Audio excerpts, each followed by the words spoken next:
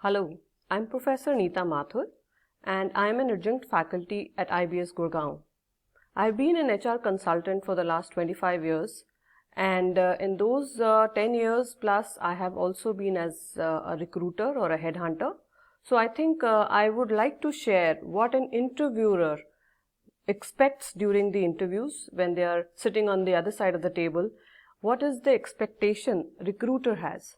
So in my regard, in my opinion, I would say few things matter. First of all, the candidate's entry.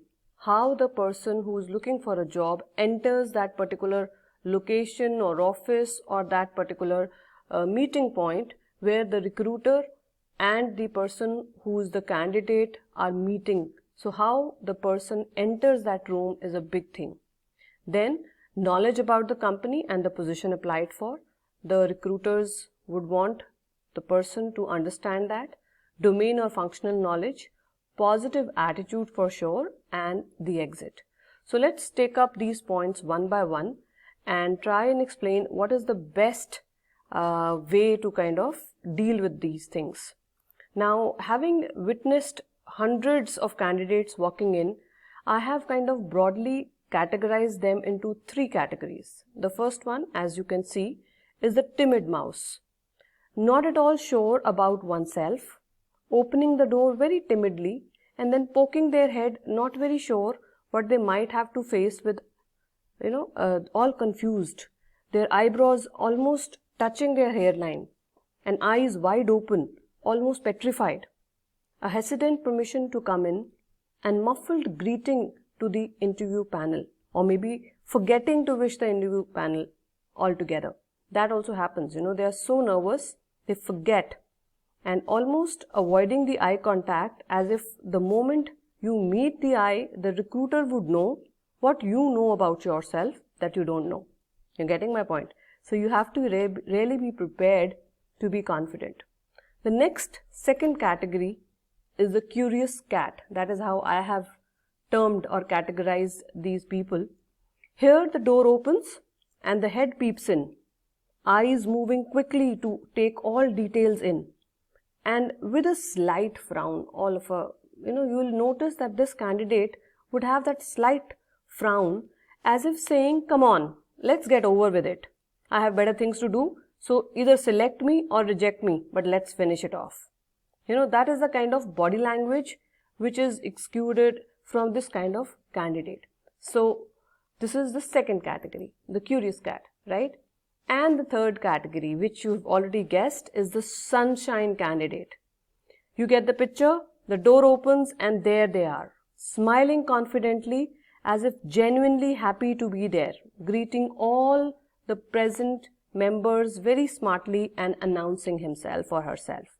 Now these broad categories are based on the first individual kind of, a visual impression which forms the base of what happens next, right? So all said and done, we all are humans and on the both sides of the table.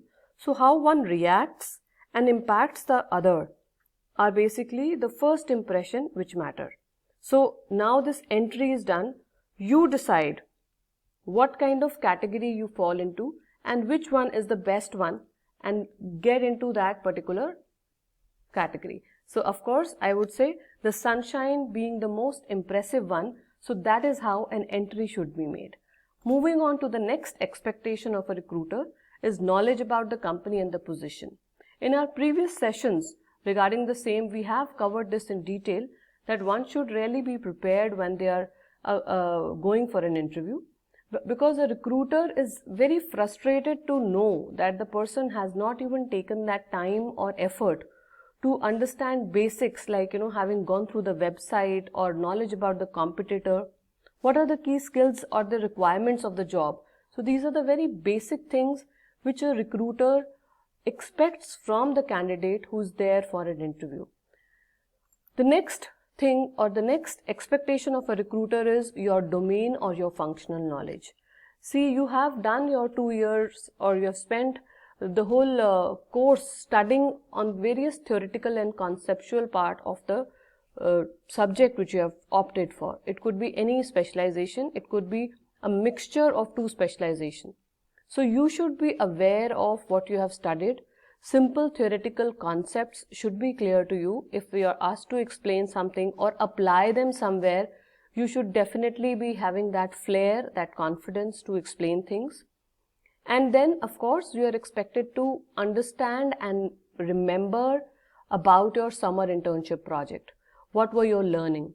You should have that confidence that this is what you learned and this is how you applied all whatever you had learned in the books while doing your summer internship project. So that when you are speaking all that, the recruiter is also expecting you to be smiling or enjoying that process when you're relating that summer internship kind of thing. It should not feel as if you were stressed out or you were not happy about it. Believe me, the body language really projects a lot more things, so you have to be very careful. Make it something which you had enjoyed doing, whatever may be the reality. Do not tell lies, but yes, you need to have a positive sort of relation to your summer internship project, because it is already done and over with, and now you are into your final preparation or final interviews for placement. We have to look back with, I would say, a smiling kind of face. And also, if you are asked, you should be prepared to answer that why did you go in for such subjects, because that is what your specialty is. So you should be clear about these basics, because the recruiter expects you to know the answers of such basic things. Now the next expectation of the recruiter is regarding your attitude. See, those 15-20 minutes is very less time to actually understand the detail about your summer internship project or the knowledge you might be having. You might be having totally, let's say, you might have memorized the whole book, but then they are not going to check that out. It is just that they need to gauge your attitude. How are you taking that particular question or a problem which they have posed? What is the kind of reaction which you have to that particular stressful situation out there? So it is more to do with your attitude, your positivity, rather than your perfect answers. So don't try and struggle too much. If you do not know the answer, just declare it that you would try to know more and ask the person to guide you in the right direction.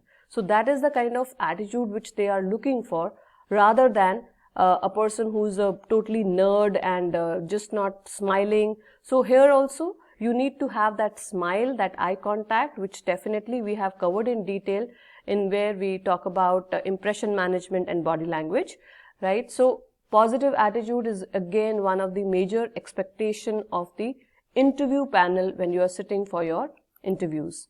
And then of course the exit, once the things are over and done with, just smartly get up from your seat and wish them all a good day. I'm sure at the entry, when you had entered the room, you are expected to wish each and every one of the panel members the same way. When you are going out of the room or that place where the interview was happening, you have to convey a strong message that you are a professional and you are a put together, reliable person whom they definitely can hire for the particular job which they are interviewing for.